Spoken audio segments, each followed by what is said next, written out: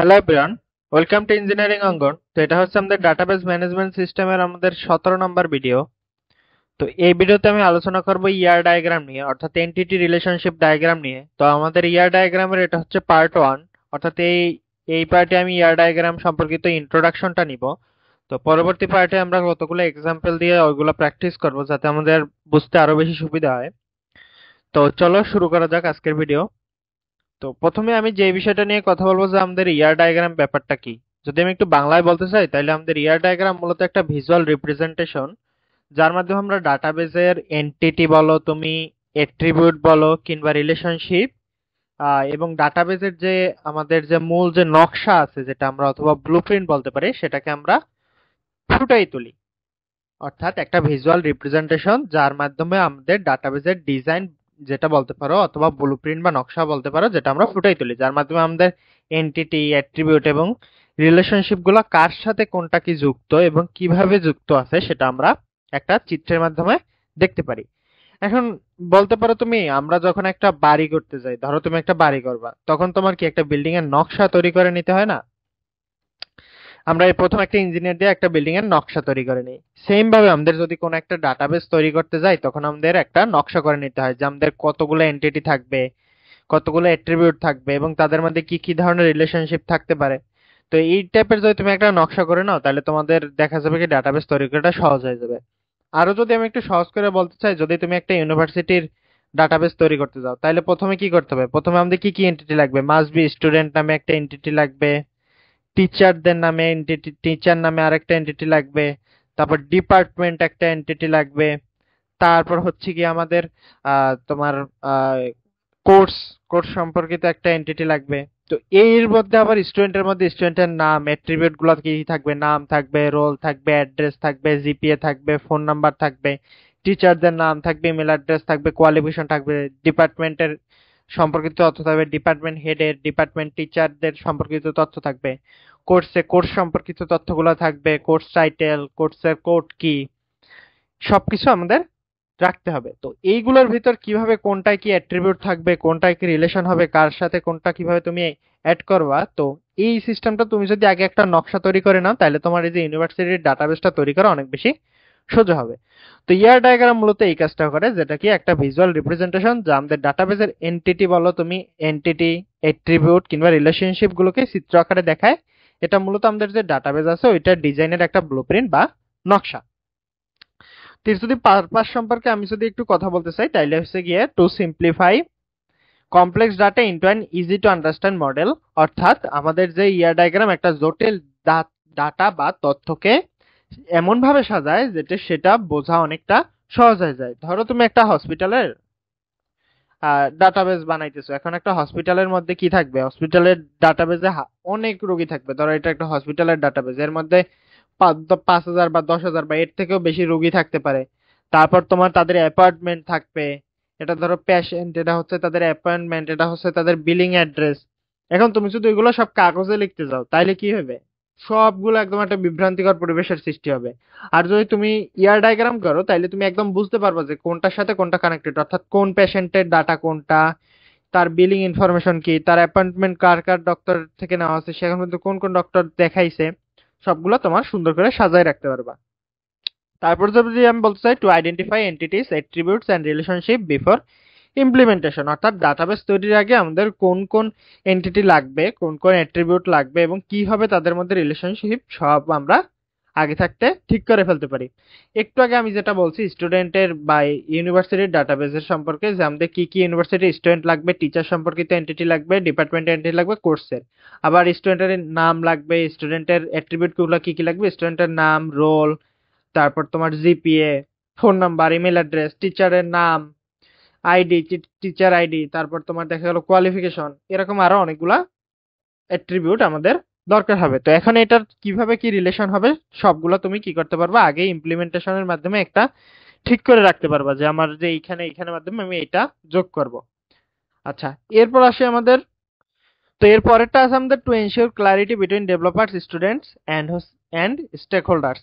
তো এটা কি হচ্ছে, ধরো তুমি একটা ইয়ার ডায়াগ্রাম ব্যবহার করলে তোমার যে ডেটাবেসের মানে ডেভেলপার, ডেটাবেস ডিজাইনার, এমনকি শিক্ষার্থী বা ক্লায়েন্ট সবাই একই ছবি দেখে একইভাবে বুঝতে পারবে। এখন কিভাবে, ধরো তুমি একটা কোম্পানিতে কাজ করছো, এখন তোমার বস হিসেবে তোমারে বলছে যে তুমি একটা এমপ্লয়ি ডাটাবেস তৈরি ডিজাইন করো। এখন তুমি শুধুমাত্র এসকিউএল দিয়া তুমি কয়েকটা টেবিল মানে লিখে দাও, কিন্তু সে কি বুঝবে যে কোনটার সাথে কোনটা কানেক্টেড? জীবনেও বোঝার সাধ্য নাই। কারণ হচ্ছে কি, সে তো জানেই না কোনটার সাথে কোনটা কানেক্টেড, কোনটায় তুমি কিভাবে কানেক্ট করছো। তো সে খুঁজে পাবে না। কিন্তু তুমি যদি একটা ইয়ার ডায়াগ্রাম আইকে তার যদি দেখাও যে আমার এইটার সাথে এটা কানেক্টেড, আমার এই এমপ্লয়ের সাথে এই এমপ্লয়টা কানেক্টেড, বা আমাদের এই ডিপার্টমেন্টের সাথে এই এমপ্লয়টা কানেক্টেড, এই এমপ্লয়ের আমাদের এই বেতনের সাথে কানেক্টেড, স্কেলের সাথে কানেক্টেড, তো এইভাবে তুমি যদি একটা ইয়ার ডায়াগ্রাম আইকে দেখাও সঙ্গে সঙ্গে ও বুঝতে পারবে। অর্থাৎ ওকে এমপ্লয়ি একই টেবিলে থাকবে, ডিপার্টমেন্ট ওইখানে যুক্ত থাকবে যে এই ডিপার্টমেন্টে ওই এমপ্লয় গুলো কাজ করে। তো যে কেউ দেখে সরাসরি বুঝতে পারবে। তারপর আমাদের পরে যেটা আছে সেটা হচ্ছে গিয়ে to act as a bridge between real world problem and database solution. এটা কি একটা ইয়ার ডায়াগ্রাম আমাদের বাস্তব জগতের সমস্যাকে ডাটাবেসে রূপান্তরের জন্য একটা সেতুর মতো কাজ করে। আরো বলতে পারো, ধরো একটা স্কুলের খাতায় ভর্তি রেকর্ড রাখা হয়, কিন্তু যদি অনেক সময় ভুল হয় তথ্য হারাই যাইতে পারে। কিন্তু তুমি যদি একটা ডাটাবেস ম্যানেজমেন্ট সিস্টেম বানাও, এখন ইয়ার ডায়াগ্রাম প্রথম ধাপে তোমাকে সাহায্য করবে যে একটা স্টুডেন্টের কি কি থাকতে পারে। স্টুডেন্টের একটা নাম থাকতে পারে, কোর্স সে কি কি করছে, ফলাফল কি, এগুলো থাকতে পারে, আরো যে তথ্যগুলো সবগুলো থাকতে পারে। এটা তুমি সেভ করে রাখতে পারো। আর মানে এটা তোমার ডাটাবেস যে হারাই যাওয়ার পসিবিলিটি খুব কম। আর বা আমাদের ডাটাবেস ক্র্যাশ করলে ওইরকম ভাবে আমাদের ফলাফলগুলো হারাইয়া যায় না। তো ওইগুলো সবগুলো তোমার কাছে সেভ থাকবে। তাই জন্য তুমি রিয়েল ওয়ার্ল্ড প্রবলেমের ক্ষেত্রে তুমি ডাটাবেস একটা বড় একটা সলিউশন হয়ে আসতে পারে। তো এরপর আমি মূলত যেটা নিয়ে কথা বলবো সেটা হচ্ছে কি, আমাদের কিছু কম্পোনেন্ট আছে। অর্থাৎ টিআর ডায়াগ্রাম আঁকতে হলে আমাদের কিছু কম্পোনেন্ট জানতে হবে। তো প্রথমেই যেটা জানতে হবে এন্টিটি। তো আমি যদি বলি এন্টিটি কি, এন্টিটি হচ্ছে বাস্তব জীবনের কোনো বস্তু বা ব্যক্তি যেটা সম্পর্কে আমরা ডেটা জমা রাখি। অর্থাৎ এখানে যদি আমি স্টুডেন্টের কথা বলি, এটা হচ্ছে আমাদের এন্টিটি।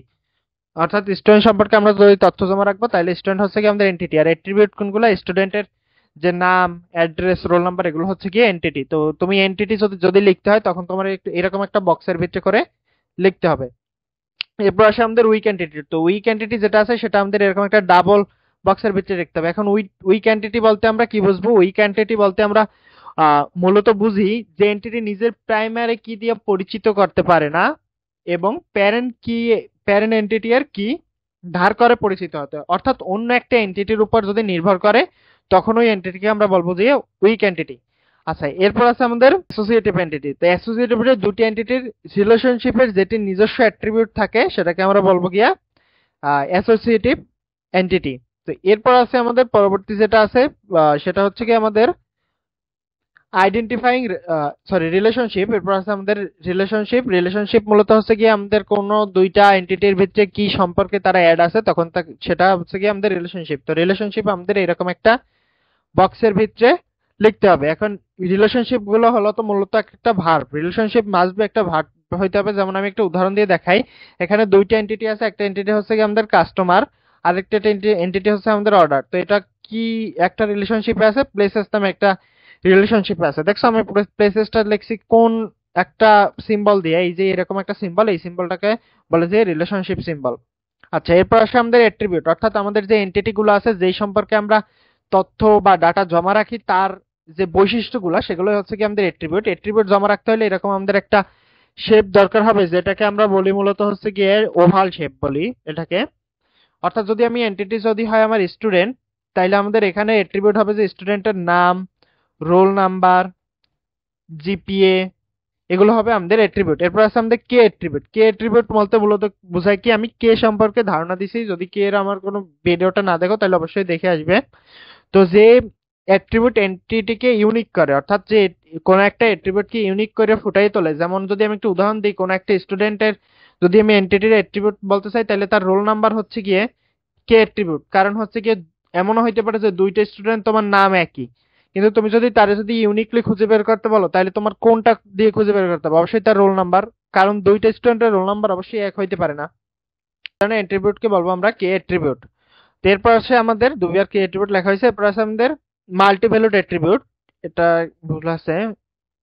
মাল্টি ভ্যালুড অ্যাট্রিবিউট কি বলে, অর্থাৎ একটা মানে অ্যাট্রিবিউটের যদি একাধিক ভ্যালু থাকে তখন আমরা বলবো যে মাল্টি ভ্যালুড অ্যাট্রিবিউট, মানে অর্থাৎ দেখা গেল যে একটা ইনস্ট্যান্সের জন্য একাধিক ভ্যালু থাকতে পারে, যেমন হচ্ছে কি একজনের ফোন নাম্বার অনেকগুলো হইতে পারে, দুইটা তিনটাও হইতে পারে। তারপর দেখা গেল একজনের স্কিল, একটা অ্যাট্রিবিউট যদি স্কিল হয় তাহলে স্কিল দুইটা তিনটা একজনের স্কিল থাকতে পারে। তারপর তখন ওইগুলোকে ওই টাইপের অ্যাট্রিবিউট কি বলবো আমরা? Multiple attribute. মাল্টিপল অ্যাট্রিবিউট কি? যেগুলা একাধিক, যে ইনস্ট্যান্সের একাধিক ভ্যালু থাকতে পারে, যেমন হচ্ছে কি আহ, শ্রেষ্ঠ যেটা উদাহরণ সেটা হচ্ছে যে ফোন নাম্বার, কারণ একজনের একাধিক ফোন নাম্বার থাকতে পারে। তারপর ইমেল অ্যাড্রেস, ইমেল অ্যাড্রেসও দেখা গেলো একজনের একাধিক ইমেল অ্যাড্রেস থাকতে পারে। তারপর আছে আমাদের ডেরিভড অ্যাট্রিবিউট। তো ডেরিভড অ্যাট্রিবিউট কি?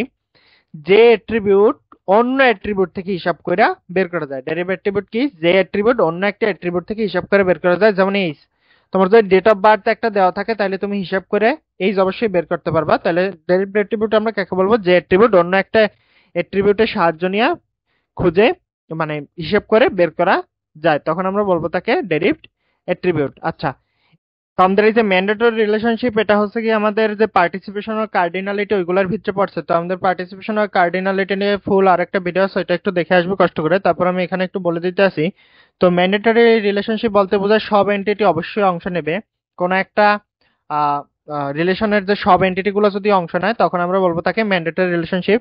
অপশনাল রিলেশনশিপ, এন্টিটি অংশ নিতেও পারে আবার নাও নিতে পারে, তখন আমরা বলবো অপশনাল রিলেশনশিপ। এরপর হচ্ছে যে পার্শিয়াল পার্টিসিপেশন। তো পার্শিয়াল পার্টিসিপেশন হচ্ছে গিয়ে কোন একটা এন্টিটি এর কিছু ইনস্ট্যান্স মানে অংশ নিবে, আবার কিছু ইনস্ট্যান্স অংশ নিবে না। টোটাল পার্টিসিপেন্ট বলতে বোঝায় ফুল সব ইনস্ট্যান্স গুলো যদি অংশ নেয় তখন আমরা বলবো তাকে টোটাল পার্টিসিপেশন। তো এই ছিল মূলত পার্টিসিপেশন যেটা ছিল আমাদের। এরপর আমি একটা উদাহরণ দিয়ে বোঝানোর ট্রাই করছি তোমাদের যে এটা আমাদের কিভাবে লিখতে হবে।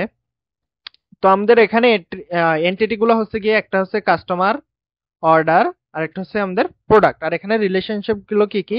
প্লেসেস, ইনক্লুড হচ্ছে কি আমাদের রিলেশনশিপ। এরপর হচ্ছে আমাদের এট্রিবিউট কোনগুলো? এট্রিবিউট হচ্ছে গিয়ে একটা এট্রিবিউট আইডি, নেম, স্ট্যাটাস, এখানে নাম্বার, এখানে কোড, এগুলো হচ্ছে আমাদের এট্রিবিউট। তো এখন দেখো দুইটা এন্টিটি কি রিলেশনশিপের মাধ্যমে যুক্ত আছে।